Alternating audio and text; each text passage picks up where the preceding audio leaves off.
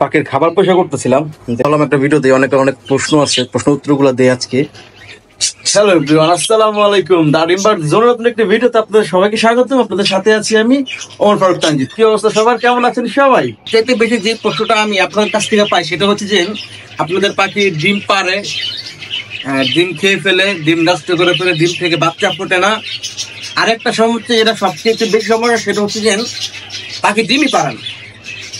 এর জন্য সবচেয়ে বেশি আপনার খেয়াল রাখতে হবে পাখির খাবারের প্রতি। পাখির কি সমস্যা এটা আপনাদের বুঝতে হবে। পাখির কি সমস্যা, পাখি কেন ডিম পারতেছে না, বা কেন ডিম পারে ডিম খেয়ে ফেলে, কেন ডিম থেকে বাচ্চা হয় না, বা ডিম কেন ফাটেল হয় না। তো ডিম ফাটেল না হওয়ার কারণ পাখির ভিটামিন, ক্যালসিয়াম, প্রোটিন এইসবের সমস্যা।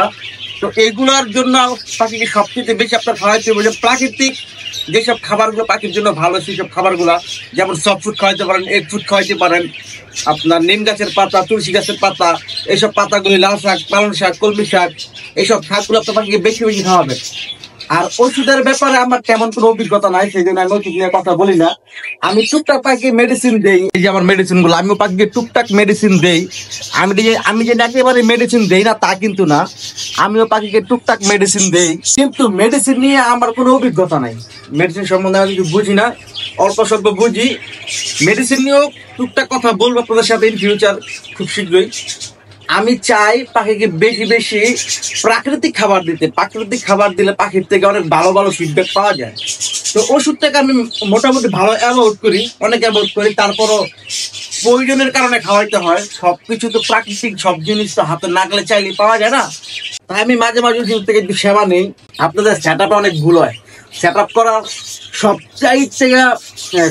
সবচেয়ে সুন্দর জিনিস হচ্ছে যে এই যে আমার এই পাখিগুলো তার উপরে যে খাঁচায় যে পেয়ারগুলো দিছি, উপরে যে পেয়ারগুলা দিছি না, যে উপরে যে পেয়ারগুলা দিছি না, ওদের থেকে কিন্তু আমি ভালো রেজাল্ট পাবো না। আমি দেখছি আমার যতটুকু কি আপনার পাখির খাঁচা যতটুকু মানে নিতে হবে মানে আপনার মাজার উপরে এবং আপনার হাইট এই পর্যন্ত আপনার খাঁচা যদি হয়, এর মধ্যে আপনার খাঁচা থাকে তাহলে পাখি ব্রিডিং খুব ভালো করে। আমার এই সেটআপটায় পাখি খুব ভালো ব্রিডিং করে।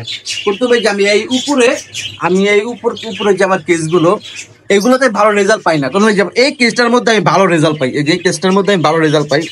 এটা হচ্ছে 3 তলা, 1 2 3, এই 3 তলার মধ্যে আমি ভালো রেজাল্ট পাই, 4 তলার মধ্যে রেজাল্ট পাই, কিন্তু আমি এটার মধ্যে খুব ভালো রেজাল্ট পাই না। আমি যত অবজারভেশন করে যদি বুঝতে পারলাম যা বাজবিগার পাখি হাইটে অনেক হাইট, ওরা খুবই কম মানে ব্রিডিং করে। কেস বাদ গুলা আমার থেকে মনে হয় ওরা মিডিয়ামে ব্রিডিং করতে স্বাচ্ছন্দ্য বোধ করে। তো এই ছিল আজকের ভিডিও। যদি ভালো লাগে অবশ্যই লাইক, কমেন্ট, শেয়ার করতে ভুলবেন না। যারা ইউটিউব দেখতেছেন অবশ্যই ইউটিউব চ্যানেল সাবস্ক্রাইব করে দিন, যারা ফেসবুক পেজ দেখতেছেন অবশ্যই ফেসবুক পেজটা ফলো করে দিন। সবাইকে ধন্যবাদ। আসসালামু আলাইকুম, আল্লাহ হাফিজ।